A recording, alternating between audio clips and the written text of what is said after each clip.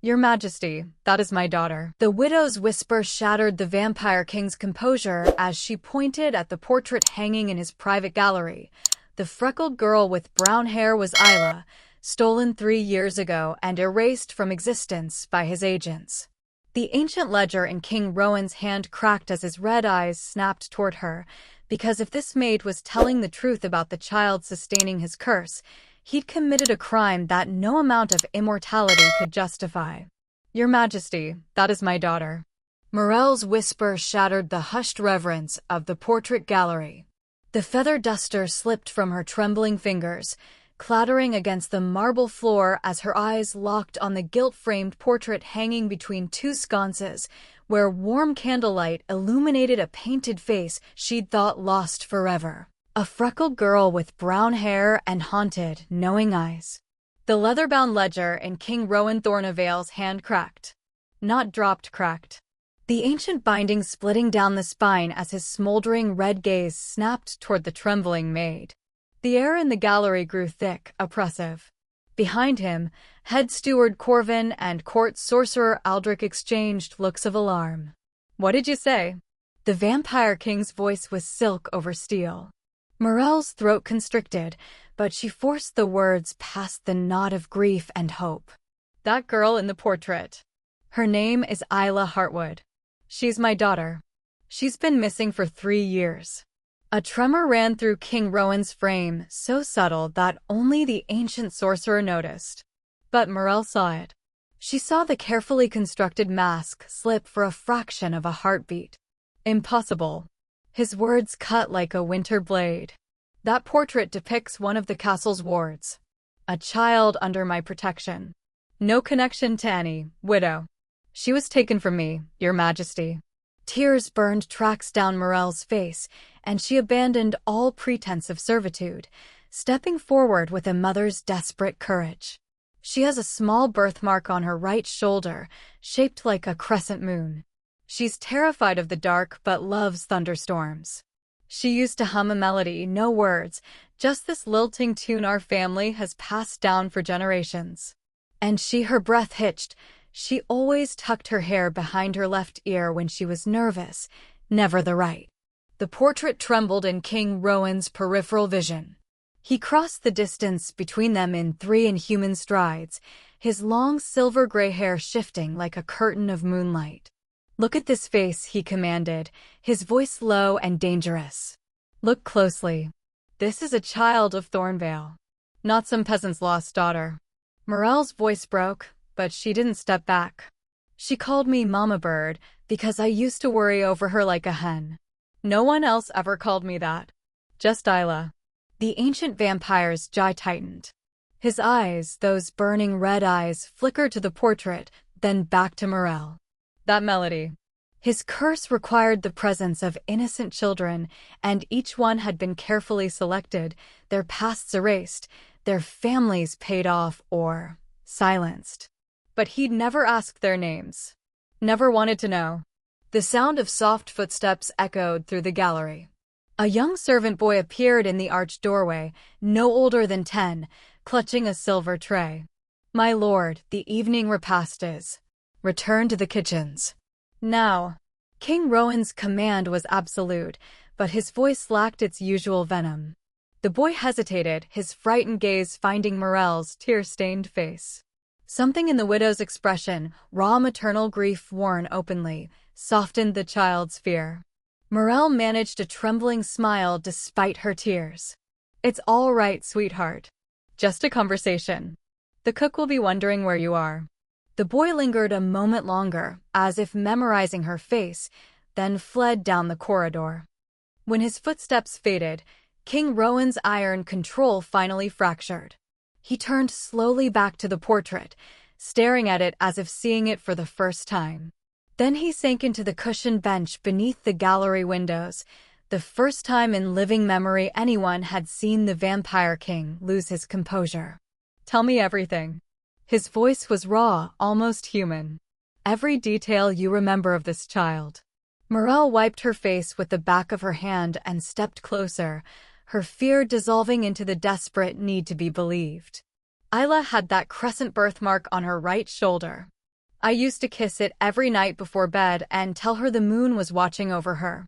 She drew constantly, always pictures of gardens and birds, because we had neither in our small rooms after my husband died. And she had this habit, Morel's voice cracked. She'd tuck her hair behind her left ear when she was nervous, over and over, like a prayer. King Rowan's eyes closed. Every child in the Eastern Wing had similar nervous habits, small gestures he'd trained himself not to notice, not to see as human. She kept a journal, Morel continued, her voice gaining strength through memory. Drew pictures of her father, of our old estate before we lost everything.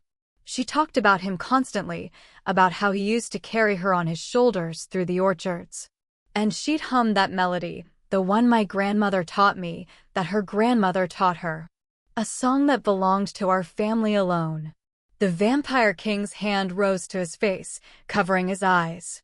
For 3 years, he had kept children in gilded cages, never asking where they came from, never questioning the agents who procured them. All of it born from a curse he couldn't break and a survival instinct that had made him monstrous. Why did no one search for her? Morel's question hung in the air like an accusation. Why did no one believe me when I reported her missing? Why was I told she'd simply run away? Aldrich spoke quietly from the shadows, his voice heavy with knowledge he'd long suspected. Because someone made certain she disappeared cleanly, Your Majesty. The procurement system, it has protocols. King Rowan's hand dropped, his red eyes opened, and in their depths, centuries of carefully maintained detachment ignited into something far more dangerous. Horror. Corvin. His voice was a blade. You will bring me every ledger, every record of the children currently in the Eastern Wing. Names, origins, procurement details. Everything. The steward paled. My lord, those records are sealed by your own order. I said bring them. As Corvin retreated into the shadows, King Rowan's gaze returned to Morel. The widow stood trembling but resolute, and for the first time since entering his service, he saw not a maid, but a mother. Perhaps the only person who could show him the true cost of his curse. You will take me to see her. It wasn't a question. Morel's breath caught. She's here? She's alive. The Eastern Wing. If what you say is true. He stood, the portrait now clutched in his hands like something precious and damning. If this child is truly yours, then I have committed a crime no curse can justify. Morel nodded, tears streaming freely now. She's all I have, Your Majesty. The only family I've ever had that mattered. The portrait seemed to glow faintly in the candlelight, or perhaps it was only a trick of the shadows. But as Morel glanced at it, she could have sworn the painted eyes shifted slightly, looking not at the viewer, but past them, searching for something just out of reach. And somewhere deep within Thornvale Castle, in the luxurious prison of the Eastern Wing, a girl with brown hair and a crescent birthmark stared out a window at the stars and hummed a melody with no words, just longing and fading hope. The silence that followed was suffocating. King Rowan stood motionless before the portrait, his red eyes fixed on the painted face as if he could will it to absolve him. But absolution, he knew, was not his to claim. Only truth remained.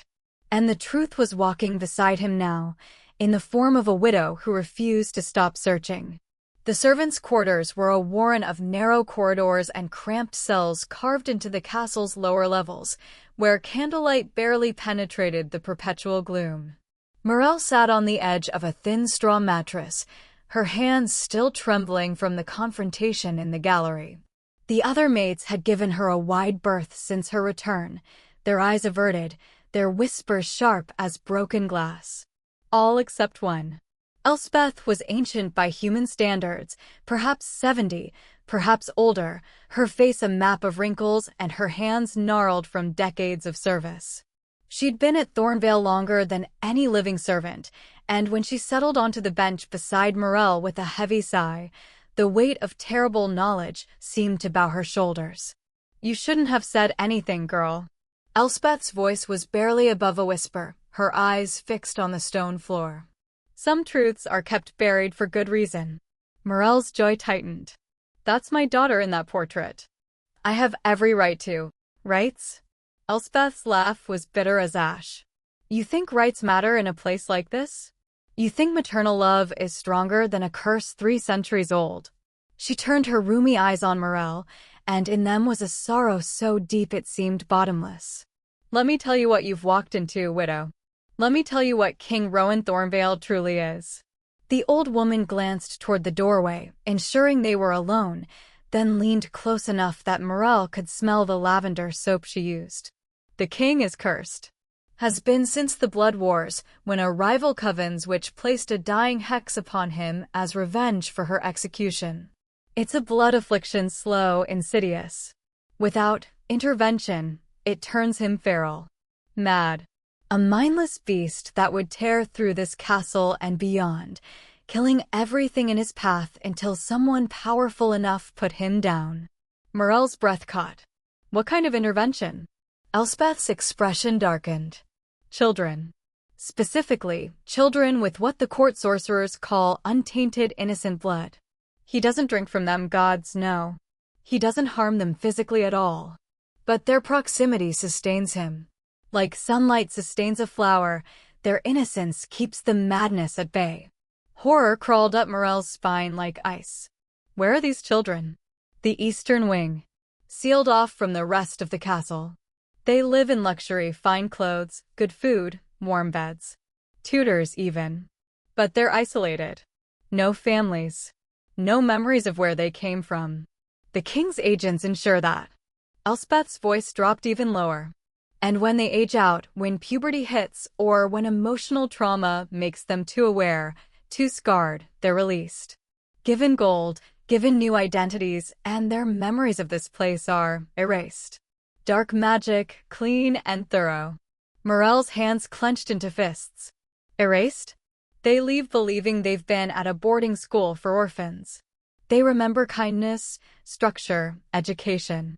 Nothing more. Elspeth paused. Her next words weighted with dire warning. But if your daughter is there, and if she remembers you, truly remembers, then you've created a terrible problem. What do you mean? Remembering causes pain, girl. Pain causes emotional complexity. Emotional complexity taints innocence. Elspeth's eyes glistened. And tainted children are no longer useful. They're discarded. The word hung in the air like a noose. Discarded how? Morel's voice was hollow. Elspeth looked away. I don't know. No one does. They simply disappear from the eastern wing. The king orders it, and Aldrich handles the details. Maybe they're released early. Maybe they're sent somewhere far away. Her voice cracked. Maybe something worse. I've learned not to ask questions that have no good answers. Morel stood abruptly, her fear transmuting into something harder, sharper. I'm going to find her. You can't. The eastern wing is sealed by blood magic. Only the king, Aldrich, and the appointed caretakers can enter. Then I'll wait for the king to take me, as he promised. Elspeth grabbed Morel's wrist with surprising strength. Listen to me, girl. If you see your daughter and she recognizes you, if she breaks down, if she remembers the life she lost, you'll kill her usefulness. And the king, curse or no curse, will not tolerate a threat to his survival. Her grip tightened. You need to decide right now. Do you want your daughter alive in a gilded cage, or do you want the truth, even if the truth destroys you both? Morel pulled her arm free, her eyes blazing with a mother's unbreakable resolve. I want my daughter. And I will find a way to save her, even if it means facing the king's curse myself. Elspeth sank back onto the bench, shaking her head. Then gods help you both. Because once you step into that wing, there's no walking away unchanged. Morel turned toward the door, her voice steady despite the terror coiling in her chest. I've been unchanged for 3 years, Elspeth. I've been half alive, hollowed out by grief and guilt. If facing this curse is what it takes to be whole again, then so be it. And with that, she walked out into the corridor, leaving the old woman behind with her warnings and her sorrow. Somewhere in the eastern wing, Isla was waiting. And Morel would reach her no matter the cost. The eastern wing's entrance was hidden behind a tapestry on the third floor, sealed by a lock that glowed faintly with arcane symbols. Morel had watched from the shadows as Aldrich passed through it earlier, murmuring words in a language that made her teeth ache. But the sorcerer had been careless, or perhaps simply arrogant, and had left the passage slightly ajar when a servant interrupted him with urgent news from the king. Morel slipped through before the magic could resettle. The corridor beyond was nothing like the rest of Thornvale's austere grandeur. Here, the walls were painted soft cream and pale blue, the floors covered in thick carpets that muffled sound. Warm lamplight glowed from brass sconces, and the air smelled of lavender and honey. It was meant to be comforting, welcoming. It felt like a tomb dressed in silk. Morel moved quickly, her heart hammering against her ribs. Doors lined both sides of the hallway, each one closed, each one silent.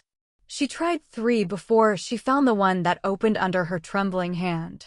The room beyond stole her breath. It was beautiful. A canopied bed draped in rose-colored silk, shelves lined with books and dolls, a writing desk by the window where afternoon light pooled like liquid gold. And there, silhouetted against the glass, stood a girl with brown hair that fell past her shoulders. Isla. She was taller than Morel remembered. 3 years had stretched her limbs and sharpened her features, but the way she stood, the slight curve of her shoulders, the nervous habit of tucking hair behind her left ear, was achingly familiar. Isla. Morel's voice broke on the name. The girl spun around, eyes wide with shock.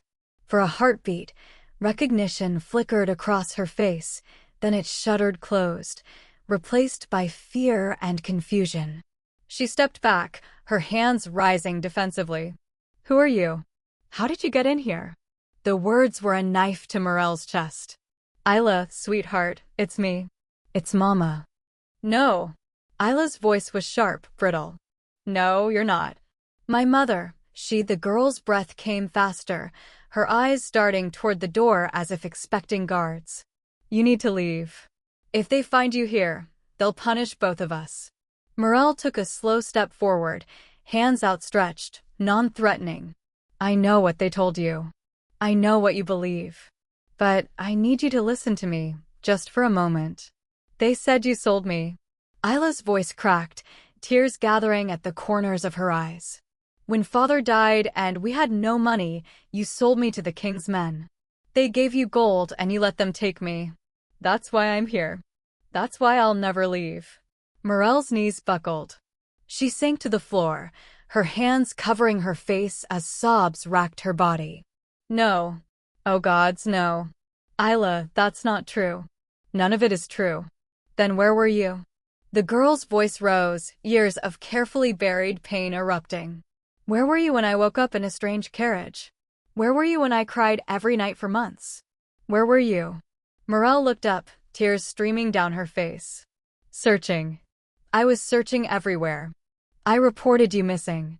I begged the city guard, the magistrates, anyone who would listen. But they told me you'd run away, that children from poor families often did. They wouldn't investigate. Wouldn't help. She crawled forward on her knees. I never stopped looking, Isla. Not for a single day. I sold everything we had left, took any work I could find, followed every rumor, every whisper. And when I heard Thornvale Castle was hiring servants, I came here hoping, praying, I might find some clue.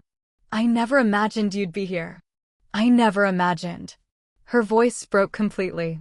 Isla stood frozen, her young face a battlefield of emotion. You didn't sell me? Never. I would die before I'd harm you. You're my daughter. My Isla bird. You're everything. The nickname, the one only Morel had ever used, shattered the last of the girl's defenses. Isla's face crumpled, and she collapsed into her mother's arms with a wail that seemed to come from her very soul.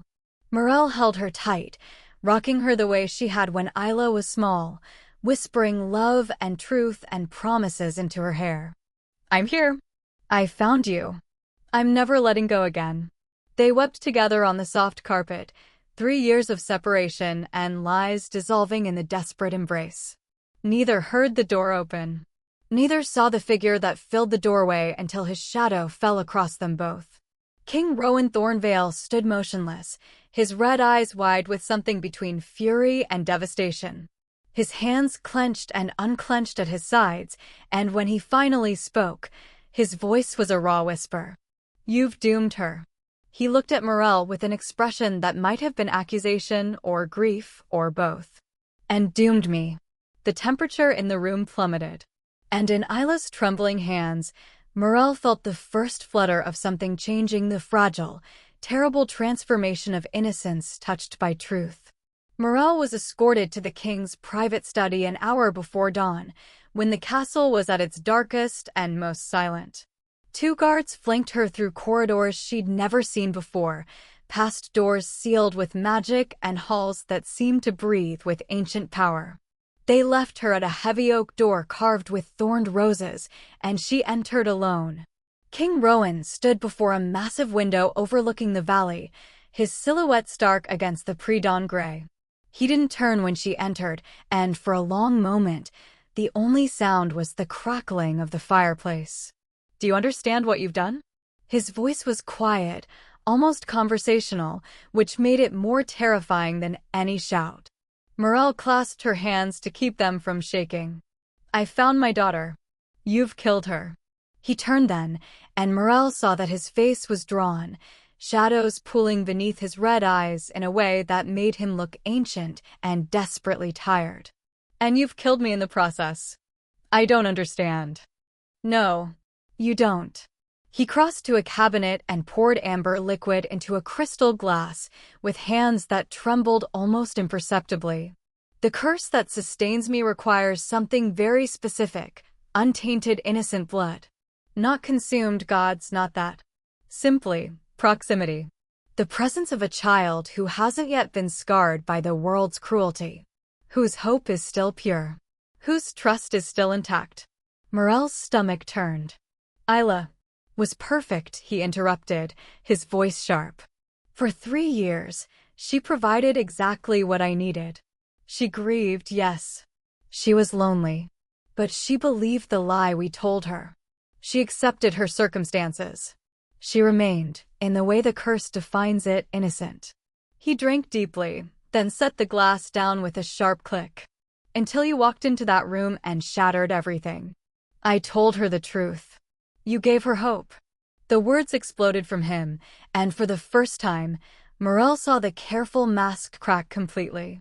"You reminded her that she was loved, that she was stolen, that the world outside these walls is not the enemy we painted it to be. And hope, real, painful, complicated hope, is the antithesis of the innocence the curse requires." He sank into the chair behind his desk, suddenly looking more human than she'd ever seen him. "I can already feel it. The taint spreading through her blood like ink in water. Within days, perhaps hours, she'll be useless to me. And when that happens, the curse will accelerate. I'll have perhaps a week before the madness takes hold. A month at most." Morel's throat was dry. "What are you saying?" "I'm saying I have 2 choices, widow." His red eyes met hers, and in them she saw a desperation that mirrored her own. "I can have Aldrich erase her memory of you. A complete severance. She'll forget you exist, forget this reunion ever happened, and return to the carefully constructed peace we gave her. Or," his voice dropped to barely a whisper, "I can release her. Give you both your freedom. And accept my doom." The silence that followed was suffocating. Morel's mind raced. Erase Isla's memory? Leave her daughter hollow, walking through life with a hole she couldn't name? Or condemn this ancient king to madness and death? "How long?" she asked suddenly. Rowan's brow furrowed. "What? How long have you been cursed?" He looked away, his jaw tightening. 2 centuries. Perhaps more. Time blurs when you live as long as I have. And how many children? Dozens. The word was ash in his mouth. I stopped counting after the first 50 years. Stopped learning their names after the first century. His hands clenched on the armrests. I told myself it was survival.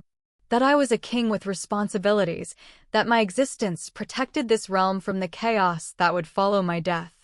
But the truth, his voice cracked, the truth is I was simply too much of a coward to let go.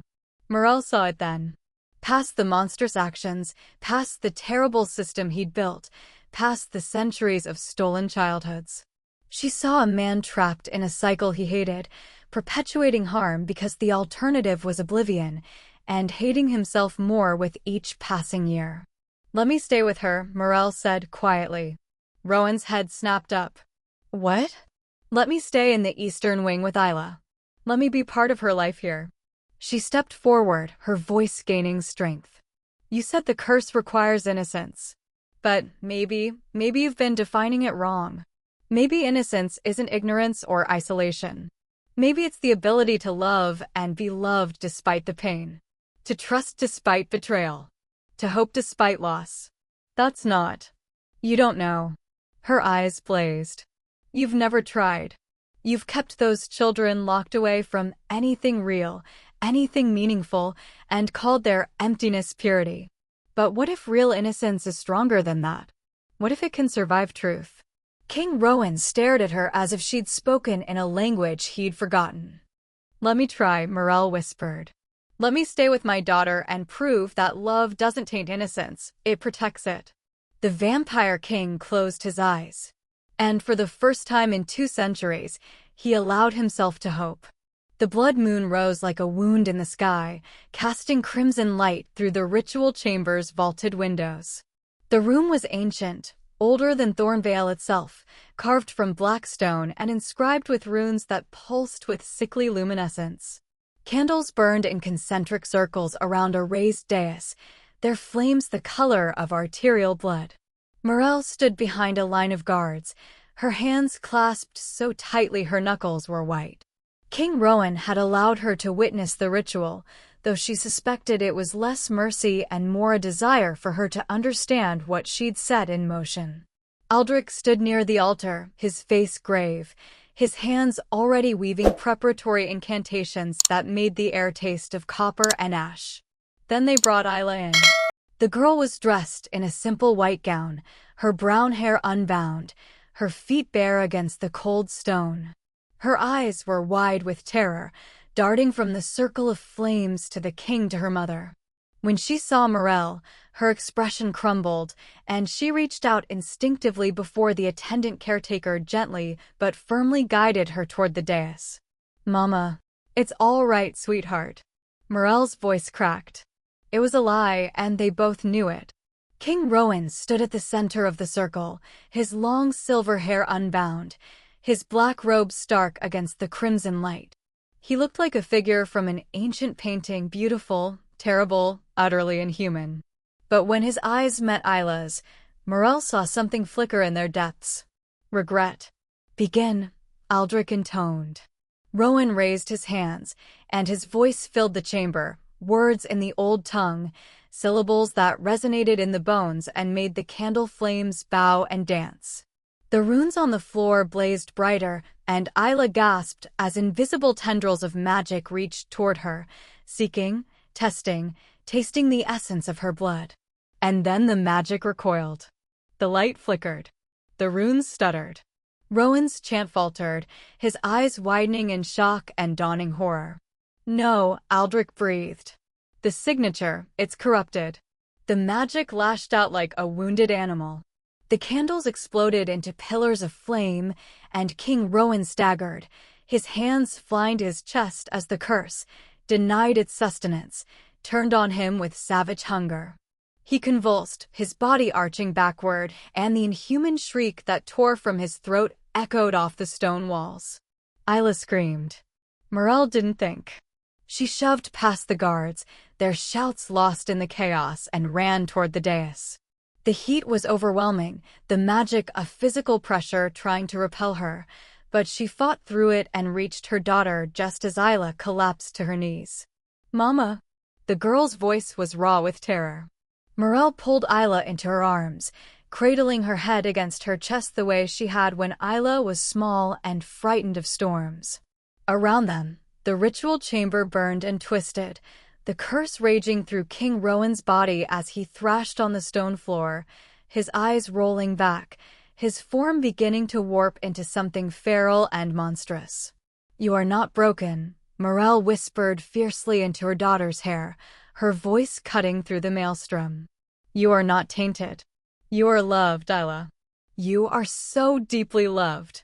And that is your strength." Isla sobbed against her mother's chest, her small hands clutching Morel's dress. "I'm scared. I know. But you're not alone. You will never be alone again." Morel held her tighter, and in that moment, she poured everything she had into her daughter, 3 years of searching, of grief, of desperate hope, of unconditional love that had never wavered despite the distance and the lies. The magic hesitated. The flame stopped spreading. And the runes on the floor began to glow with a different light, not the sickly crimson of stolen innocence, but something warmer, softer. Gold threaded with rose. The curse, ancient and hungry and cruel, recognized something it had never encountered in 2 centuries of feeding on isolated, carefully emptied children. It recognized resilience. Innocence that had been tested by truth and survived. Hope that had been broken and rebuilt. Love that existed not despite pain, but because of the courage to remain open-hearted in a world that demanded closure. The magic shifted, flowing not away from Isla, but toward her and through her, through the connection between mother and daughter, toward the convulsing king. King Rowan gasped, his body going rigid, and then the transformation reversed. His features smoothed, his eyes cleared, and he collapsed onto the stone, breathing hard but human again. The chamber fell silent except for the sound of Morel's ragged breathing and Isla's quiet sobs. Aldrich stared at the glowing runes with an expression of stunned disbelief. "Impossible," he whispered. "The curse, it accepted her. Not as she was, but as she is." Morel looked up, tears streaming down her face, and met King Rowan's exhausted gaze across the dying flames. He was staring at her and Isla as if seeing something sacred. Something he'd spent 2 centuries destroying without ever understanding what it was. "Innocence," he whispered hoarsely, "was never about emptiness." Morel nodded, holding her daughter close. "It was always about love." The ritual chamber blazed with light, not the sickly crimson of stolen sustenance, but brilliant gold threaded with rose and amber, like dawn breaking after an endless night. The runes on the floor pulsed in rhythm with Isla's heartbeat, with Morel's breath, with the fierce and unbreakable bond between them. King Rowan pushed himself to his knees, his body shaking with the effort. The curse that had coiled around his soul for 2 centuries writhed and twisted, fighting against this new understanding, this paradigm it couldn't comprehend. But the magic that flowed from Isla now was fundamentally different from anything it had consumed before. It was innocence tempered by truth, hope refined by suffering, love that had survived abandonment and chosen to trust again.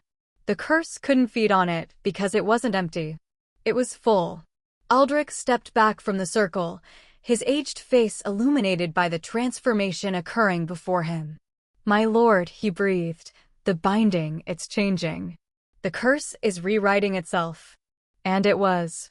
The ancient magic, designed by a dying witch to torment and control, had been built on a foundation of cruelty, that innocence could only exist in isolation, that purity required ignorance, that hope was fragile and easily broken.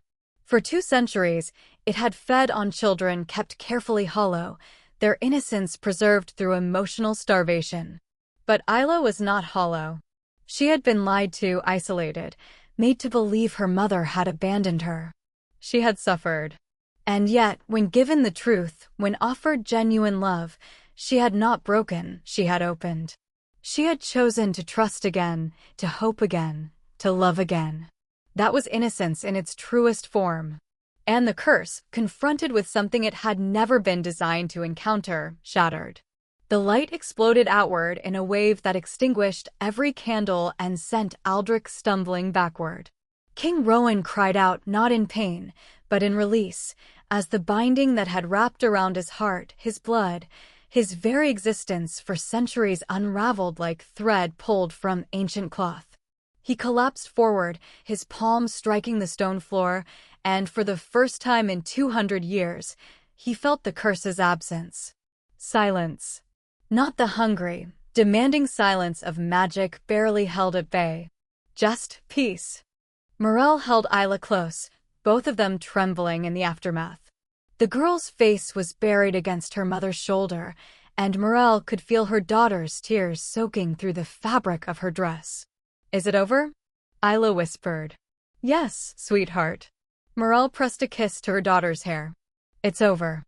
King Rowan remained on his knees, his silver hair falling forward to hide his face. His shoulders shook, and when he finally looked up, his red eyes were wet with tears that gleamed like rubies in the dim light. "You freed me."